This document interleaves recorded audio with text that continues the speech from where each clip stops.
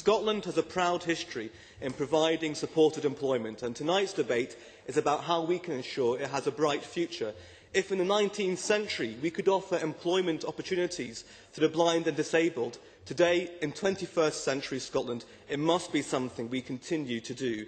I would like to welcome to the Scottish Parliament workers from Blindcraft in Edinburgh, Dovetail Enterprises in Dundee, Royal Strathclyde, Blindcraft Industries and Glencraft in Aberdeen. I want to thank them for being here and thank their trade union community who have done so much on their behalf, and Joe Mann, their Deputy General Secretary, is also here tonight.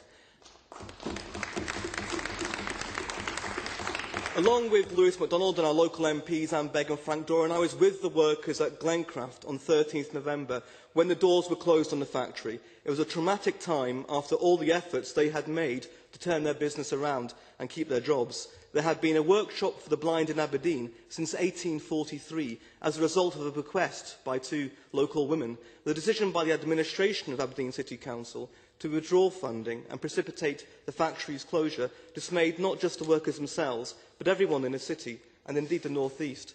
Families and businesses had supported it over the years through buying their beds and mattresses at Glencraft with its excellent reputation for workmanship. They have backed the Glencraft workers with thousands signing the petition calling for the factory to be saved. And what has been particularly inspiring to me is how the Glencraft workers have responded and fought for their factory. They have had an agonising Christmas, not knowing what the future holds, but they have campaigned hard to save Glencraft, coming to Parliament in December to bring their petition to the party leaders here and taking it to the First Minister. This has been a very contentious issue politically in Aberdeen, but tonight I wish to emphasise the fact that members from across the political spectrum have supported this motion, and I thank them for that, because we all want to move forward to having sustainable, supported workplaces. And despite the closure of Glencraft and the real challenges faced by Dovetail in Dundee and Edinburgh Blindcraft, it has to be realised there are great opportunities for supported workplaces. That is something which the local authorities in these areas must also realise. And the intervention of the business community in Aberdeen to look to create a new sustainable social enterprise from the old Glencraft justifies the confidence there can be in a successful future for such workplaces. There is still much to be done in taking forward the planned successor to Glencraft. We await clarity on how the business model will work, how it will be supported by local and national government, and how many of the Glencraft workers will be employed, but it is an important ray of hope. I hope the involvement of Bob Keeler and Duncan Skinner of PSN will help make it a success, and I hope Aberdeen City Council back their ambition by confirming a rent waiver for the new factory as previously indicated. But we can always ask business to step in, and there needs to be leadership from the Scottish Government to support these workplaces. Ian Gray has called for a Scottish Government champion for disabled workers, and I hope this is a proposal the Scottish Government gives serious consideration. In particular, community have campaigned for such a champion to ensure that officials involved in public procurement apply Article 19 of the European Union Public Services Directive. Of course.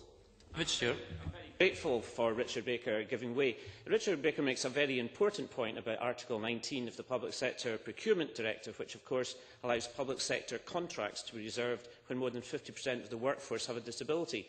Does Richard Baker share my view that supported workforces such as the Highland Blindcraft and Inverness are looking for a hand up rather than a hand out, and by using Article 19, local authorities across Scotland can allow supported workplaces to trade out of their financial difficulties?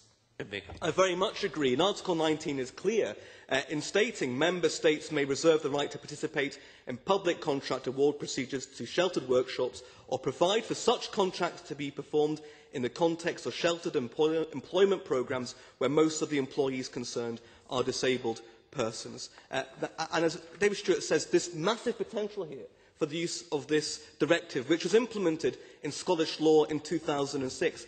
But I believe there's not enough awareness in local authorities of its potential to be used. When I wrote to Aberdeen City Council to ask if they had ever made use of Article 19 in procurement, they said in their reply to me that they were not aware of it being used, and then gave a statement that they had not been requested to use it. Well, I'm pretty sure that they have been, but what it shows is the need for the Scottish Government to promote the use of Article 19 by Scotland's public agencies and local authorities. And of course this would help not only supported workplaces but also be of great value to Remploy workplaces, and my colleague Helen Eady in particular has worked hard on these issues with Remploy, because the ambition, as David Stewart says, at these workplaces is not simply to continue on the basis of subsidy, but to be able to win contracts for work. And the evidence of the success that can be achieved in this is here in Scotland at Royal Strathclyde Blyncraft, which has been greatly supported by local agencies and businesses, and of course by local councils.